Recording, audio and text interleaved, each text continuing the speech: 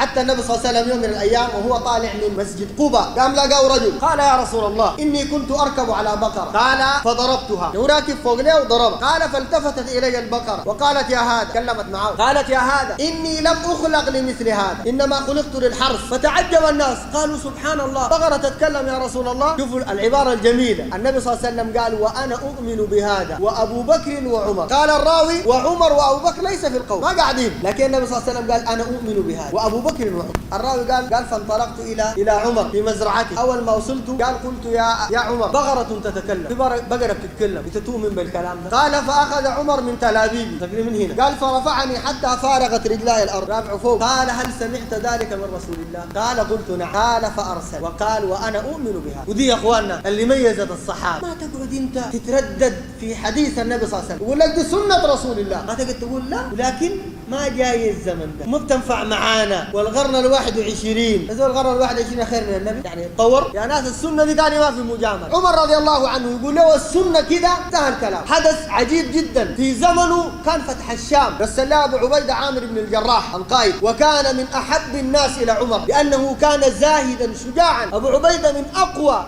القوات الحربية وكان بمثابة وزير الدفاع في زمن عمر. رسله هناك إلى الشام وأثناء الحرب عمر طلع بجيش وذهب إلى الشام. أول ما قرب خرج إليه أبو عبيدة ومعه جماعة قالوا يا أمير المؤمنين انتشر بالشام الطاعون مرض معروف وباء خطر جدا يقتل الزول في ايام. قالوا فما هو رايه؟ عمر رضي الله عنه ما كان يعلم شيء في امر الطاعون. ابن عباس قال فدعا المهاجرين فاستشارهم. بعض المهاجرين قال له لا نرى ان تقدم باصحاب رسول الله تدخلهم بلد فيها الطاعون ما تدخل. وبعضهم قال له انما جئت لامر فانجز ما جئت له خش طوال. فدعا الانصار فقالوا مثل ما قال المهاجرون. بعدهم دعا اشياء قريش كبار السن ممن اسلم بعد الفتح فاستشارهم فقالوا نرى ان لا تدخل ما تدخل بلد فيها الطاعون. ثم جاء عبد الرحمن بن عوف قال عندي في ذلك علم يعني من النبي صلى الله عليه وسلم. كده الموضوع انتهى خلاص. قال لو سمعت النبي صلى الله عليه وسلم يقول إذا نزل ببلد فلا تدخلوا وإذا كان بأرض إذا وقع بأرض أنتم فيها فلا تخرجوا منه. كلام ده فيه حكم عجيبة يا أخوان. إذا بلد العلماء قالوا في أي وباء أنت ما تدخلها ليه؟ أنك تصاب ودي مظنة للإصابة بالمرض. وقالوا ما يخرج منها ليه؟ لأن من خرج منها قد تكون فيه العدوى فينقل العدوى إلى بلد آخر. شوف لا السنة دي كيف. عمر أول ما جاء الحديث ده